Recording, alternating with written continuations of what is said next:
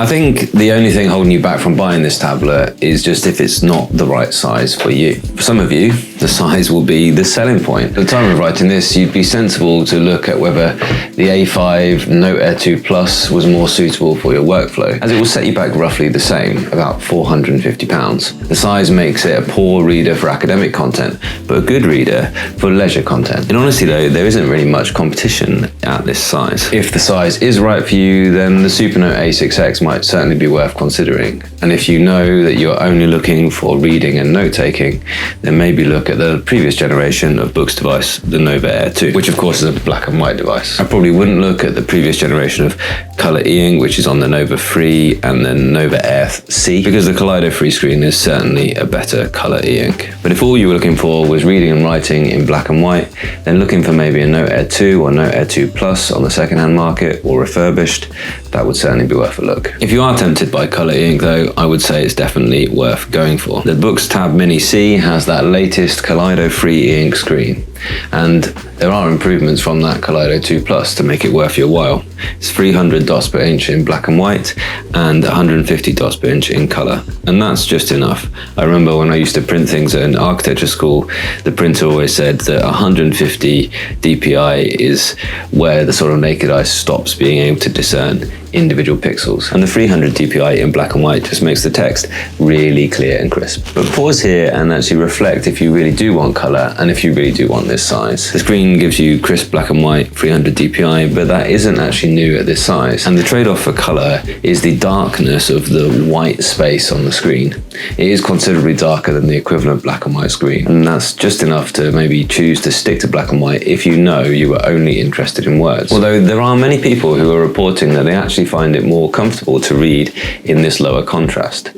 People like the look of the grey background. It's often said that it has a sort of newsprint quality to it. This is with the lights right off, by the way, it looks really good. However, when you want to get more bright, vibrant colours from it, you are going to be choosing to run that front light at least 50% and more balanced towards the colder light end. I mean, it looks great, but that's a fair amount of, albeit reflected, blue light, and your battery life will also take a hit from running those lights. The colour space is higher resolution than it was on the Kaleido 2 Plus. That was only 100 dpi, and so it does give you excellent colour rendition, even down into the details. Boox is doing really well with this screen, and it's developed algorithms to present colour images better than anyone else, in my opinion. The default settings generally give you a good representation of both diagrams and photos, but you should expect to be experimenting with some settings in some of the apps some of the time. There's no other device though which is currently giving you as fluid a display across a whole range of different apps. And in fact, there's no Tab Mini in black and white, so that might sway you to buy this anyway, because the older Boox devices don't remove the image retention in the way that this does. Watch the way that it just clears the ghosting in that white space. Can you see the way it just clears that ghosting in the white space without having to do a full screen refresh? And then the question is, do you need a pen at all? And if you do, there are black and white options that have the Boox GPU enhanced screen. Well, there are two options actually. It's the Boox Page, which this is the Leaf 2, but the Page is a similar sized device to this, and the Boox Palmer, both are smaller and without the Wacom pen. This keeps the price down, but you still get that amazing clarity in the screen. But if you're looking for a note taker, of course, you're going to want the pen. And the pens are what truly makes the difference between this category of device and the humble e-reader. This is Wacom EMR tech. It's an industry-leading standard of stylus, and it has 4,000 levels of pressure sensitivity, and it has tilt support as well. It's just not deleted, that's odd. It has blisteringly fast response times and incredible accuracy. And the pen makes the Tab Mini C an ideal notebook replacement, as well as a delightful small sketchbook. I just love both use cases. But then we get back to the size. Both for writing and sketching, I prefer just that little bit more screen real estate. So I would be thinking either about the Boox Tab Ultra C or the bigger but black and white Boox Tab X. So this is the decision.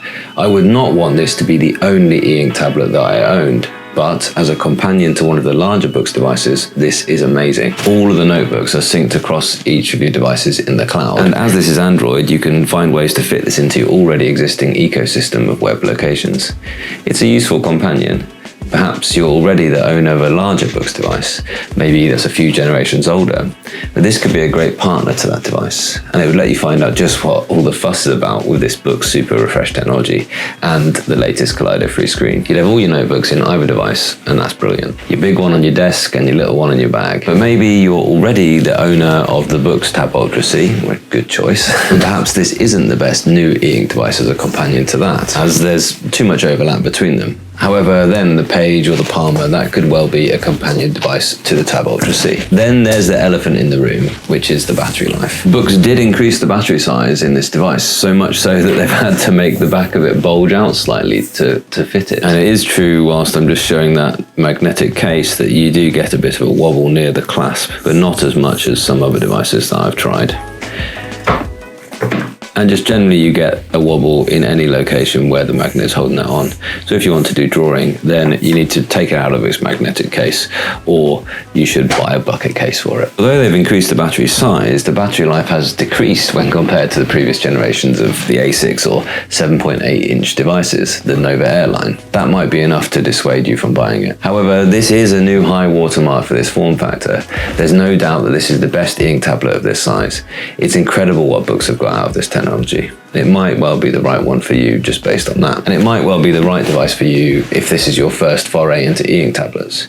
It might just be perfect. It seems that it's just perfect for someone in my life, because after lending it to my wife to use as an e-reader on our travels, I've yet to get it back. And there have been no complaints from her about the screen contrast or the battery life. She's loving it, frankly. We tested it side by side with the Big Me equivalent of this device, the S6 Color.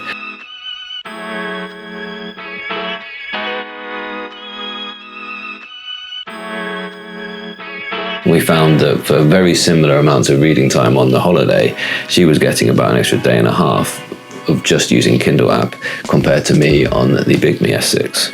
It hasn't quite replaced her Supernote A6X though, which she really enjoys as a dedicated notebook for all of her management stuff at work. But you never know, I'll probably try and persuade her to try it at some point to expand beyond just using it as a e-reader.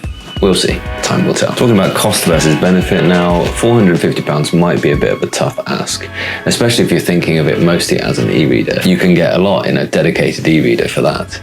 And the accessories that are bundled in are really very nice. I'm a big fan of the design of this.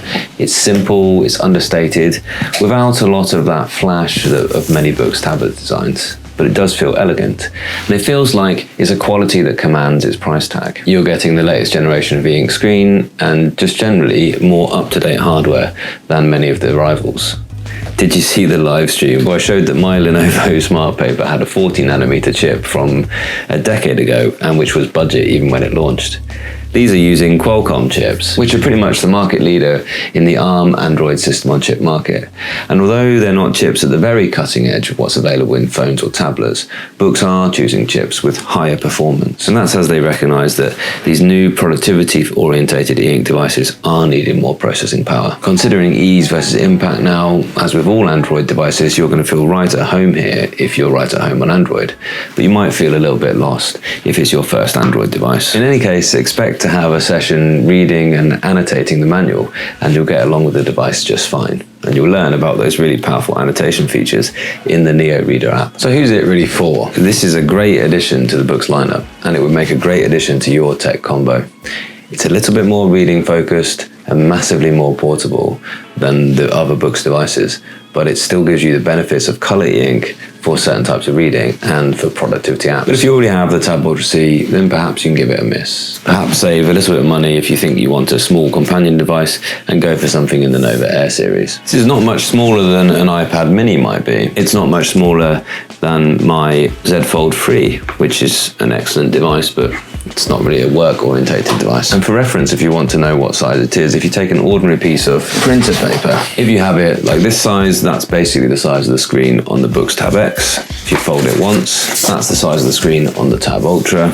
And if you fold it again, that's essentially the size of the screen on the Tab Mini C. You see it's a little bit bigger than that. It's a good all-rounder, and it can be your bedtime reader, and it can be part of your professional workflow. But it does have colour, so it leans a little bit more to the visual artists or those who like a graphic novel. But the biggest problem for me is that I've lent it to my wife, and she likes it a bit too much, so I never get to use it. I've got lots more content featuring the Tab Mini C, so if you want to have a little look, here's a little playlist I put together for you.